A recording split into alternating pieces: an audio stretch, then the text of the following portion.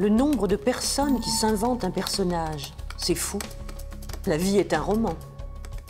Est-ce que tu sais qu'il existe un site internet qui t'aide à te fabriquer une autre vie? Pas un jeu vidéo, pas Second Life, hein? IRL, in real life. Il fournit des preuves tangibles des choses que tu inventes. Des alibis à tes petits crimes en famille, des billets de théâtre pour une pièce où tu n'es jamais allé, une réservation d'hôtel dans un pays que tu ne connais pas, de fausses images, de faux diplômes, de faux souvenirs, de fausses preuves de ta vie fausse. Moi, à côté, c'est les bisounours.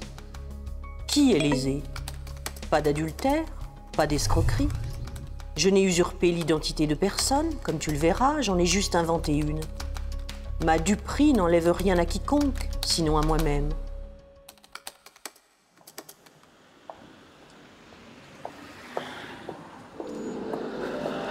Reči su bile moje jedine ljubavi, kaže savremena francuska romansierka Camille Laurence, parafrazirajući Becketa.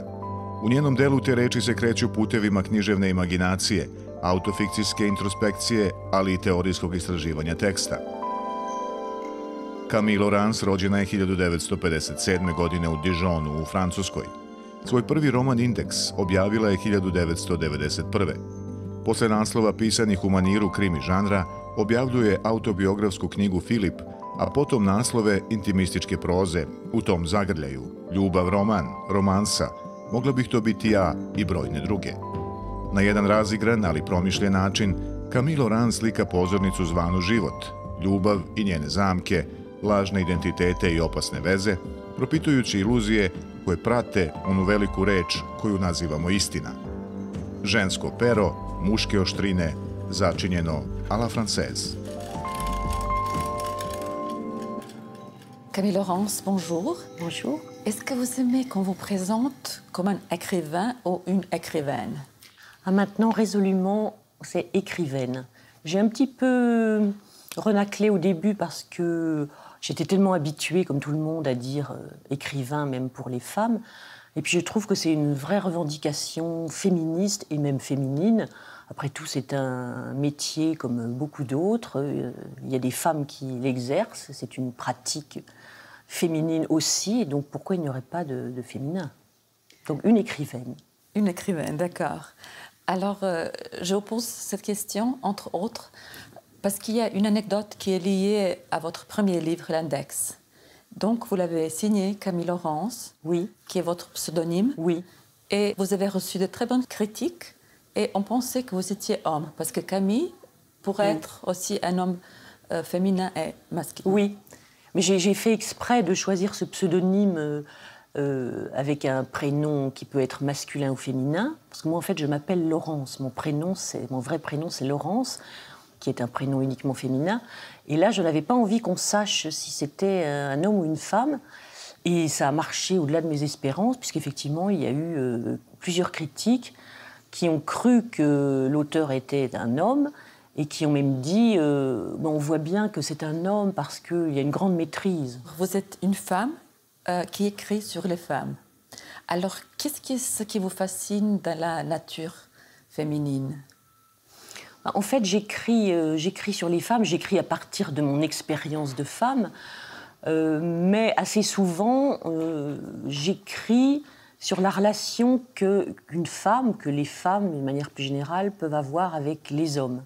C'est-à-dire que pour moi, l'intérêt principal, c'est d'explorer la différence sexuelle, ce qui a toujours été pour moi un grand mystère, au fond. Pourquoi y a-t-il des hommes et des femmes? Quelle différence y a-t-il entre les hommes et les femmes? Est-ce qu'il y a une nature féminine? Est-ce qu'il y a des particularités féminines qui les feraient se différencier des hommes? Et c'est surtout cela que j'explore avec des réponses, au fond, différentes selon les livres et selon peut-être ma propre évolution. Comme Chris annonçait publiquement son statut de photographe sur Facebook, j'ai créé mon avatar en me fabriquant une identité de fille passionnée de photos. Sur mon profil, j'ai mis l'image d'une brune trouvée sur Google, le visage entièrement masqué par l'objectif d'un Pentax. On ne voyait que ses cheveux. J'avais déduit du survol de ses photos d'amis qu'il préférait les brunes. J'ai indiqué que j'avais 24 ans, 12 de moins que lui au lieu de 12 de plus. Que j'habitais en région parisienne, mais que je voyageais beaucoup.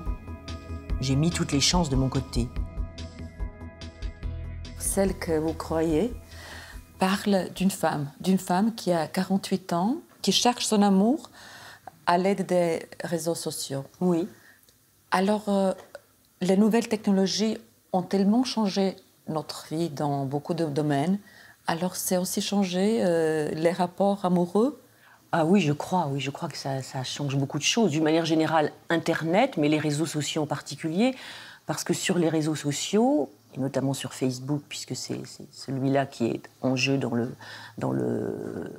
ce roman, elle s'invente complètement une existence où elle est plus jeune, elle est plus jolie. Et c'est sous cette fausse identité qu'elle rencontre un homme de 36 ans dont elle va tomber amoureuse. Et lui va tomber amoureux d'elle, mais elle qui n'est pas elle. Il va tomber amoureux de son avatar. De fantasme. Voilà, oui. Voilà, d'un fantasme. Et donc, voilà, ça m'intéressait à la fois d'entrer dans la psyché, mais dans la souffrance et dans les émotions d'une femme qui sent que sa jeunesse lui échappe, mais aussi dans la relation amoureuse universelle, parce que finalement, quel que soit l'âge, l'amour est toujours là dans sa jeunesse. Et c'est ça qui est pathétique pour moi dans cette histoire, c'est que cette femme a 48 ans, mais au fond, elle en a 24. La question d'âge est très importante dans ce livre. Je pense à l'âge féminin, pas à l'âge masculin. Oui. Alors, est-ce qu'une femme de 48 ans peut être désirable? Qu'est-ce que nous dit la société? Qu'est-ce que nous disent les médias, les magazines? La réponse n'est pas la même selon que vous me posez la question à moi. Parce que bien entendu, je pense qu'une femme de 48 ans, et même bien au-delà, est désirable et aimable et peut vivre une grande histoire d'amour. Mais la société nous renvoie une image totalement différente. Et l'idée qui m'est venue pour ce livre, en fait, a pour origine une statistique que j'avais lue dans un magazine. On disait que sur les sites de rencontres du style mythique, sur les sites de rencontres, une femme jusqu'à 49 ans, quand elle se présentait, avait environ 30 demandes d'hommes. Et dès l'instant qu'elle annonçait 50 ans, elle n'en avait plus que 3. C'est-à-dire que c'était vraiment la limite d'âge, c'était 50 ans. Au-delà de cette limite, votre ticket n'est plus valable, comme on lit dans le métro. C'était un petit peu la même chose pour l'âge. Et puis, quand j'ai commencé à m'intéresser à cette question de l'âge des femmes, je me suis rendu compte que c'était partout. Je lisais dans un article d'un journal pourtant sérieux à propos d'un concert de Madonna, qui avait à l'époque 54 ou 55 ans. Madonna est ridicule de vouloir continuer à exister. Qu'on n'a jamais dit de Mick Jagger ou de David Bowie qui chantait encore à 75 ans. Mais est-ce que notre monde, est-ce qu'il est fait pour les hommes plutôt que pour les femmes? Mais en tout cas, pour tout ce qui relève de la séduction, de la capacité de plaire, c'est totalement une sorte de chasse gardée du côté des hommes. Et on renvoie les femmes au-delà de 50 ans à des pratiques de grand-mère ou de tricot, comme si elles disparaissaient complètement du champ du désir, du champ de la séduction, comme si elles devenaient transparentes. Et puis la beauté, les critères de beauté ne sont pas les mêmes. Voilà, un homme, plus un homme vieilli, a les cheveux blancs, a des rides, plus finalement il acquiert une sorte de puissance séductrice, alors que c'est le contraire pour une femme. Pourquoi ? L'amant ne répond pas à ses lettres. Et quand elle lui saisit le bras sur le seuil d'une porte au lycée, il se dégage sans un mot. Elle pleure. Elle se souvient de tout ce qu'il a dit, de ce qu'il disait. Je t'aime et aussi je ne t'aime pas. Les larmes font comme un rideau de pluie qui tente de noyer ces deux phrases en un seul paysage. Elle ne comprend pas comment c'est possible. Je t'aime, puis je ne t'aime pas. Dans la même bouche, puis dans le même silence. Je t'aime, je ne t'aime pas. Quand vous parlez des relations homme-femme, alors ces relations sont très complexes et très compliquées. Alors justement, vous écrivez des amours qui sont plutôt... Contrariés, oui. Contrariés. Oui. Alors, pourquoi? Pourquoi? Parce que c'est aussi l'expérience que j'ai eue au cours des années, hein, que ça n'est pas forcément le temps présent, mais de la difficulté à se comprendre, et d'ailleurs pas seulement entre hommes et femmes, mais d'une manière générale, mais spécialement dans la différence des sexes. Il y a comme souvent une incompréhension, ou bien le désir n'est pas le même de part et d'autre, enfin... et puis, je sais pas, les fantasmes, l'imaginaire n'est pas forcément le même. Mais je crois que c'est vrai d'une manière générale. Bon, il se trouve que moi, j'examine les rapports hétérosexuels, mais je pense que c'est vrai aussi pour d'autres types de relations amoureuses. Comment dire, chacun projette sur l'autre ses désirs. Ses désirs, ses fantasmes. Il imagine l'autre comme il l'aimerait idéalement. Et puis, au fil du temps, on se rend compte que ça ne correspond pas, c'est-à-dire que la part de l'imaginaire dans l'amour est trop importante pour que ça marche. Il faut avoir un petit peu plus, je pense, de recul et de réalisme, sans doute.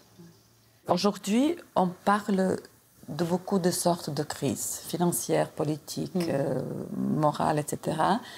Mais est-ce qu'on peut parler d'une crise amoureuse? Donc, l'amour n'est plus ce qu'elle était. L'amour est devenu soit la passion, soit le désir, soit la projection des fantasmes.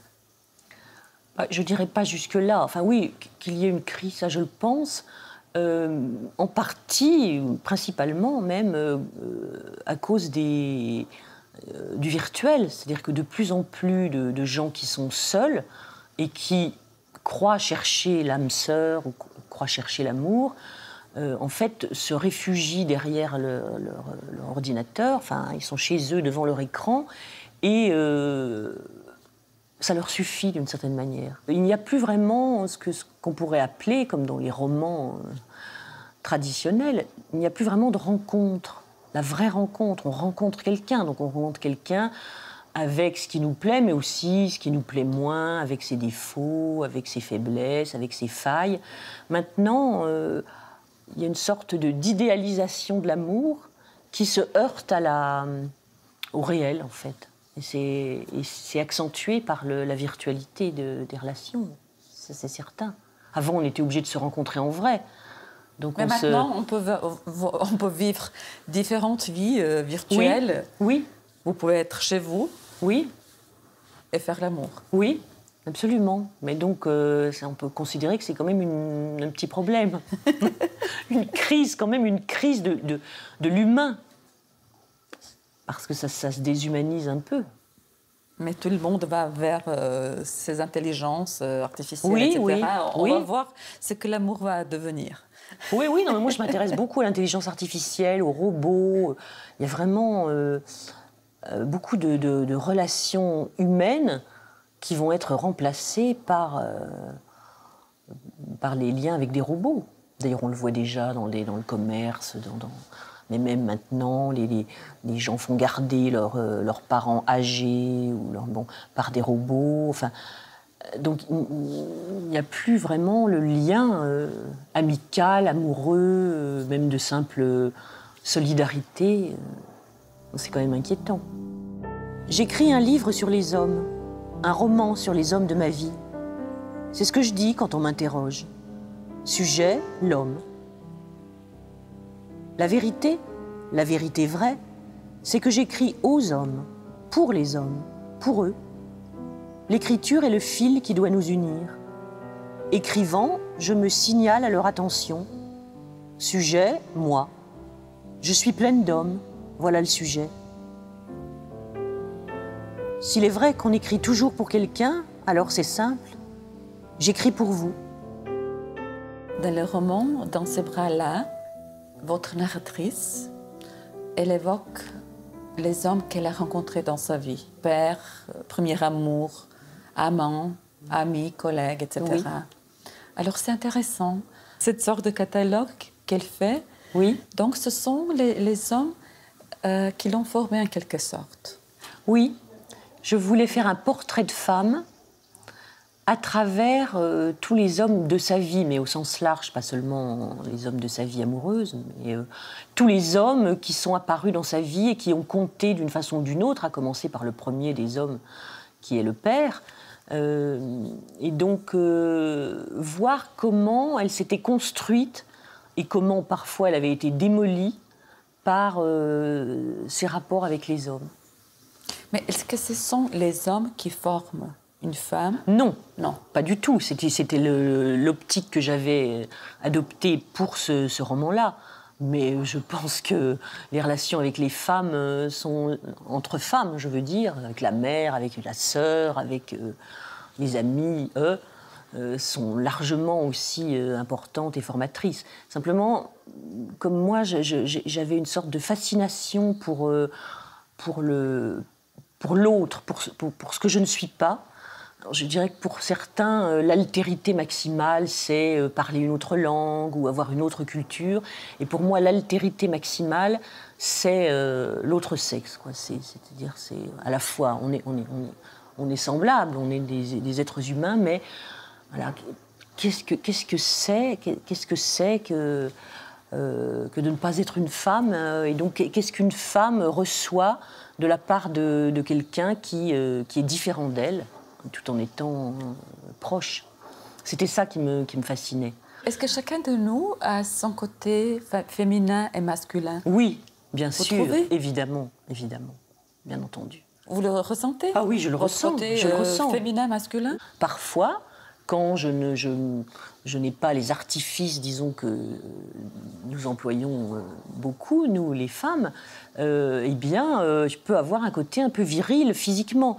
Et puis, je le sens aussi dans le fait que, quelquefois, je n'ai pas envie de jouer le jeu féminin, d'être dans des codes de séduction qui sont de tout temps féminins, justement. Parfois, j'ai envie de ne pas être maquillée, de parler de manière pas forcément très élégante, de vivre avec la même liberté qu'un homme, et ça paraît la moindre des choses. Et c'est encore beaucoup critiqué. C'est quand même très difficile pour une femme de vivre exactement comme un homme. Oui, c'est pas facile, j'avoue. Oui, mais c'est vrai. Et pourquoi? Parce qu'il y a une tellement longue tradition d'infériorisation des femmes qu'il y a du pain sur la planche pour récupérer l'égalité. Parce qu'on nous dit que dans nos pays européens, voilà, l'égalité est acquise, mais je crois qu'il y a encore beaucoup de travail. Ne serait-ce d'ailleurs que dans le milieu professionnel où, en France, les femmes gagnent encore en moyenne 25 ou 30% de moins que les hommes. C'est énorme pour un travail égal. Et puis, tout ce qui est lié aux femmes, la maternité, le fait qu'elles sont moins disponibles, enfin, tout ça, ça doit être... ça doit cesser, parce qu'il faut que nous ayons exactement les mêmes droits, comme nous avons les mêmes devoirs.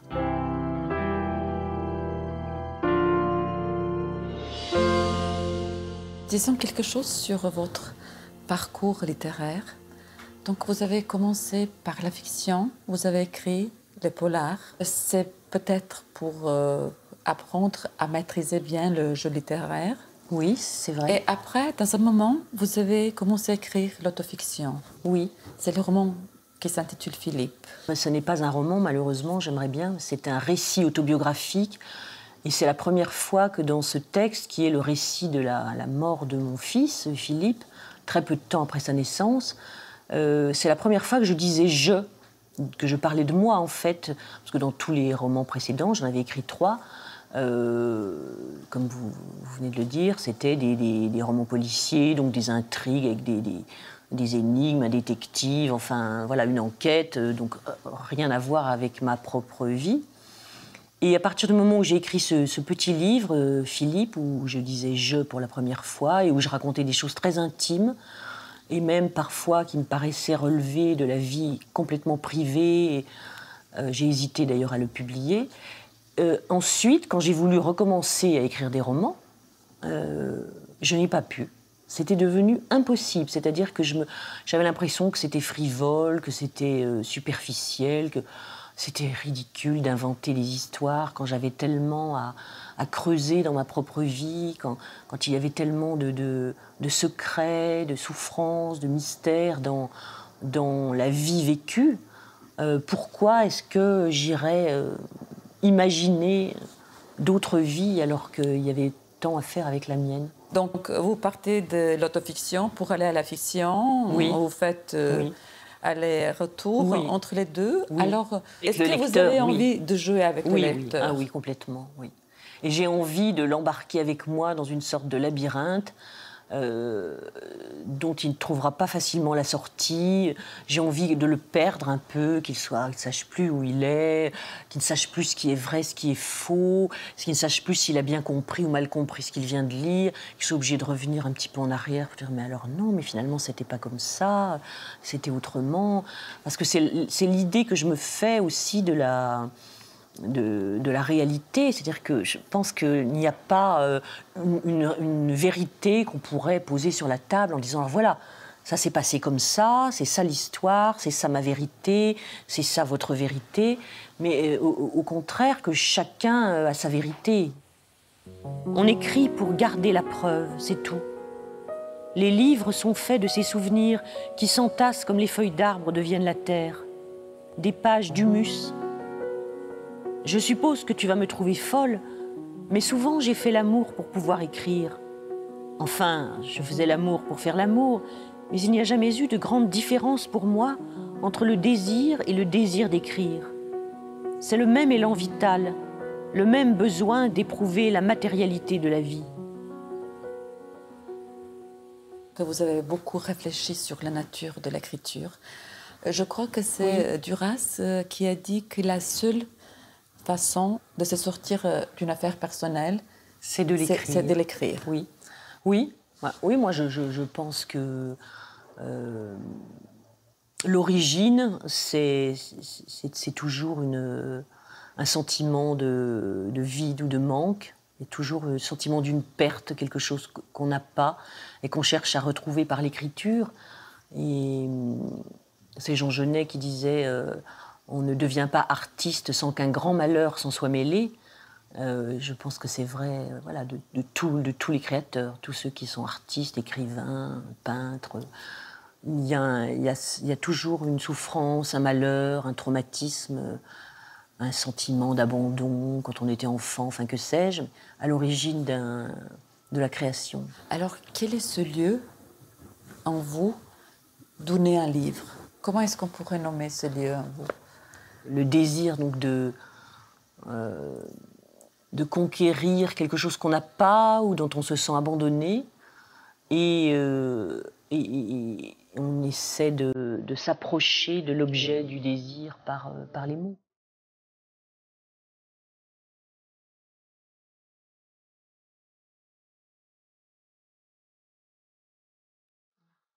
Merci beaucoup. Merci.